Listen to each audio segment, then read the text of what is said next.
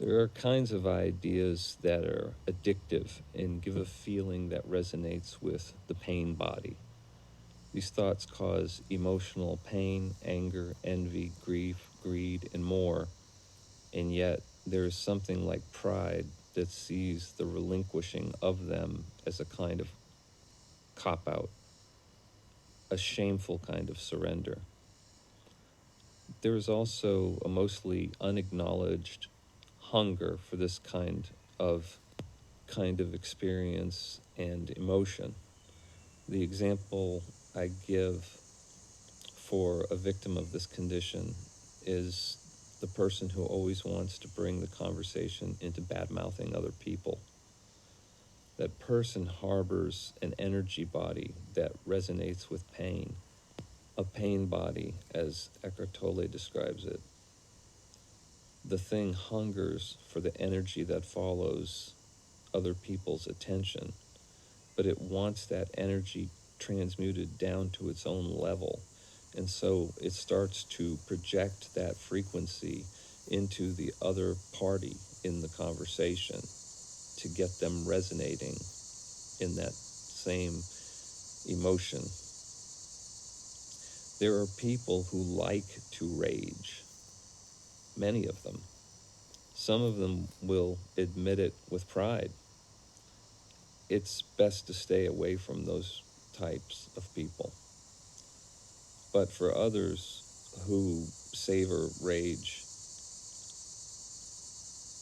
those feelings are secretly relished by those who are not ready to let them go. There can be a lack of conscious awareness of this internal arrangement that leads to this condition. Having no memory of existing in any other state of being, they have no way of knowing that there are other states of being other than cognitively, conceptually, which might not even be believed. Self-identification as a person with a bad temper or an angry temper is an identification with these persistent thought forms and the energy body from which they arise. It's like a storm is living inside them, and you can see it. You can see its outward manifestation in the 11 that appears on their forehead between their eyebrows as they sit there in rumination. They do not take themselves to be the imperceivable self that perceives these things. They take themselves to be that which appears in awareness. They take themselves to be all these thoughts and energy structures. There is a difference between conscious identification with thought and form and unconscious. And any combination of them can manifest in a single being, meaning that a person who is experientially conscious of the non-self nature of what appears in awareness can still operate outwardly in the world as if they are body and mind identified. They do this for practical reasons, but they don't bear the energetic burden of reacting to the fate of objects and ideas. They operate in duality so as to be understood. Then there are those who conceptually acknowledge the non-self nature of phenomena, but react to its fate due to unconscious identification with it. They may believe in liberation, but they can only trust in that. These would be those who are investigating the nature of reality, but haven't seen a change in the way they experience it or unconsciously operate. Even a small amount of spiritual practice could begin a trajectory that, if followed, could lead to a realization that breaks the relationship between the emotions and the fate of the physical and conceptual self and its stable of possessions. And this lack of connection, due to a lack of delusion, is the stillness of a machine with broken gears. There are parts of that machine that may still spin, but the critical movement is gone due to the loss of a connection. There's no power transfer. So there can be still thoughts. There's just not a reaction to the thoughts. It's not stopping the mind. Then there are those who are unconsciously identified with phenomena and also discount the existence of any alternative to that condition. This seems like it would be many people, but leaving that category is as easy as entertaining a possibility. The anti-treasures of the mind. Perpetual grievance. It is like an account receivable that cannot be collected and has a carry cost greater than what was originally lost. But it is carried because its cost is not seen as a cost, but rather an identity. People who are identified with their grievances see letting go as weakness, as selling out, as death. And it would be, but not the kind that's anticipated in this view.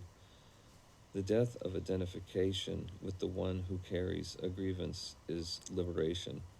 But being identified with grievance does at least energize the ego in a way that could lead to its shattering if there's a fall from the hope of justice to the surrender to the perfection of what is. It is particularly difficult to move out of this condition because it's believed to convey righteousness. But people outside of this do not see the unreasonably aggrieved as righteous, but rather childish and emotionally stunted. Another anti-treasure is insular identity.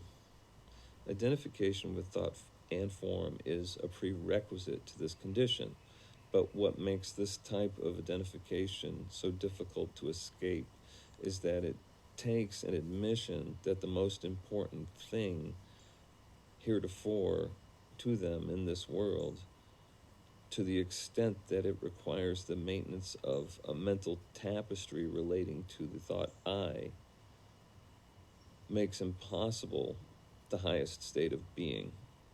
It's like pulling as hard as you can while standing in a bucket and believing you can pick yourself up.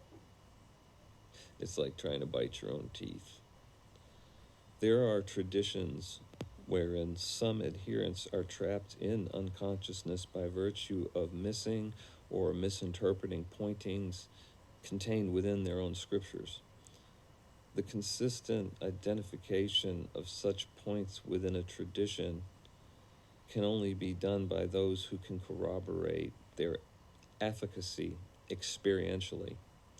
Many insular people groups have a mystical tradition that, if followed, would lead to the death of ignorance and an acknowledgement of the hindrance of insular identity. But to do this bears a high cost socially and possibly physically. In certain times and places, the penalty for heresy and apostasy has been death, and still can be. But again, there are pointings in many traditions that can destroy the idolatry to a self that can only be worshipped when believed to be the one who perceives it. Dying unto oneself is equal to the surrendering to the scope, sovereignty, and perfection of the unknowable first cause.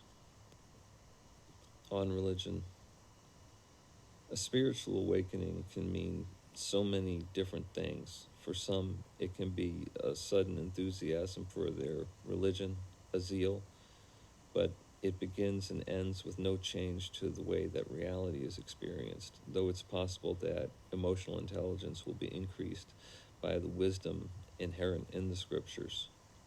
For the zealot, spiritual awakening is an increase in knowledge and sharpening of the intellect. It is the training of an apologist, like a lawyer who pleads the case for the truth of their doctrine. It is an accumulation of knowledge and its deployment in rhetoric to defend and expand the borders of a religion.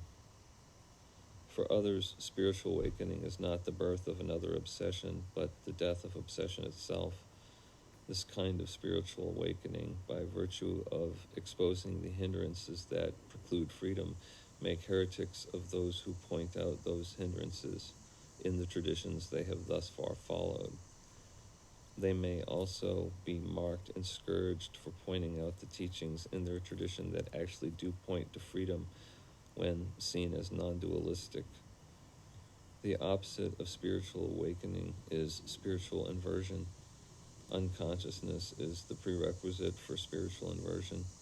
Spiritual authorities, through legalism, exceptionalism, and tribalism, can lock their followers into multiple layers of insularity. The insularity of being special by bloodline or creed, the insularity of possessing the codified truth that must be physically and rhetorically defended. Free beings who are inhabited by the truth have no interest whatsoever in these activities. The truth is not codified, it is what is in this moment eternally, all moving at the behest of the unknowable first cause. Anything else is the fabric of imagination, resistance to this. To hang on to bits of time, which is a thought, precludes the perception of the full scope of this moment. There's something in this moment that is greater than and independent of the conditions being expressed in it. That something is the truth, which is no something, but rather the unchanging, non-relational space from and in which all phenomena arises. To have no sense of being anything but the awareness in which appears all that in ignorance is taken to be either self or other, allows for a stillness of heart that subjects it to the light of the truth, which respects not name or form, but gives a bounty to all who surrender to the perfection of its expression in this moment. Being one to judge the expression of truth as good or evil relative to the idol of self precludes the palpable discovery of its author as love. The predominant human experience is duality, a belief in being a separate self that determines its own destiny, be it eternal or finite, through thought and deed. From this view, religion is the cultivation of a relationship with a deity presumed to be separable from its devotee. In duality, there is the perception of being one to experience consequences for holding a wrong view or committing a wrongful deed. In this view, the worldly consequences of these actions are just a shadow of their eternal counterparts. The dualistic view, by virtue of its automatic and unconscious identification with something for which there must be fear and desire, precludes the palpable perception of truth.